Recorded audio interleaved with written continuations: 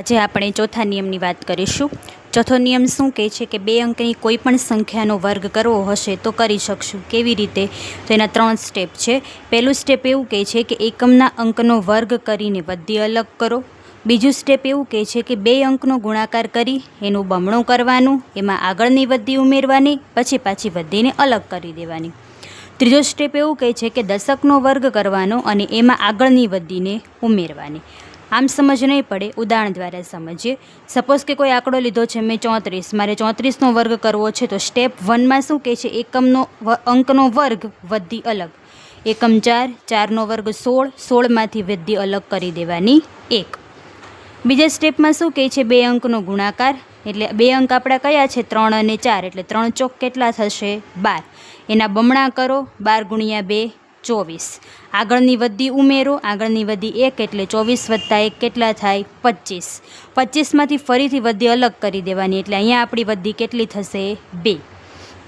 ત્રીજું સ્ટેપ શું કહે છે? દશકનો વર્ગ કરો। દશક છે આપણી પાસે 3, 3નો વર્ગ 9, એમાં આગળની વધી 2 એટલે કે 2, 9 ને 2 કેટલા થશે? 11। પહેલા સ્ટેપમાંથી 6 અલગ થયા, બીજા સ્ટેપમાંથી 5 અલગ થયા, ત્રીજા સ્ટેપનો આન્સર આવ્યો 11। આ બધાને આપણે ભેગા કરીએ તો પાછળથી લખવાની શરૂઆત કરવાની। પહેલાં લખવાનું 6, એની આગળ લખવાનું 5, એની આગળ લખાશે 11। જેમ વધારે પ્રેક્ટિસ કરશો તેમ ફટાફટ આન્સર આવી જશે। હવે આપણે બીજો દાખલાની શરૂઆત કરીએ, બીજી પ્રેક્ટિસ કરીએ। સપોઝ કે આપણે લઈએ બીજું 48 લઈએ। 48નો વર્ગ કરવો છે તો સ્ટેપ 1, 8નો વર્ગ, 8 8 64, વધી કેટલી અલગ થઈ? 6। નંબર 2, 4 ગુણ્યા 8, 8 ચોક 32, 32ના બમણા કરો, કેટલા થશે? 64, 64માં આગળની વધી કેટલી ઉમેરાશે? 6, એટલે 64 ને 6 કેટલા થશે?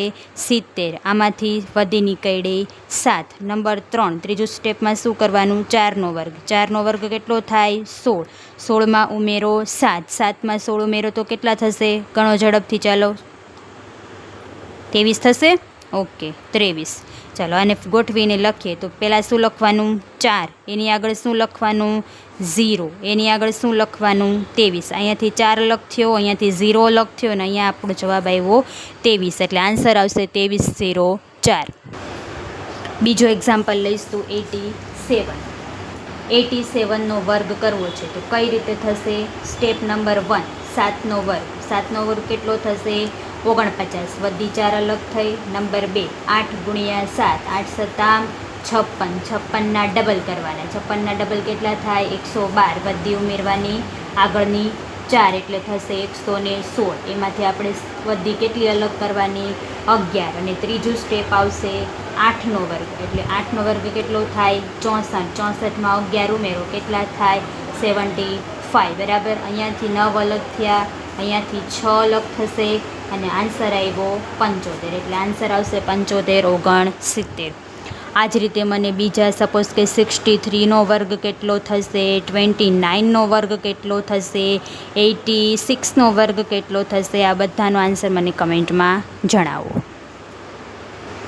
ત્યારબાદ સૌથી સહેલો એટલે 5મા નિયમની વાત કરીએ કે છેલ્લે શૂન્ય આવતી હોય તેવી સંખ્યાનો વર્ગ કઈ રીતે થાય? એકદમ સિમ્પલ, આગળ જે આંકડો છે એનો વર્ગ કરો, જેટલા મીંડા છે એના ડબલ કરો।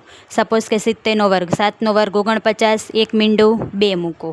30નો વર્ગ, 3નો વર્ગ 9, પાછળ 2 મીંડા, 2નો વર્ગ 4, પાછળ 2 મીંડા, 8નો વર્ગ 64, પાછળ 2 મીંડા, 9નો વર્ગ 81, પાછળ 2 મીંડા।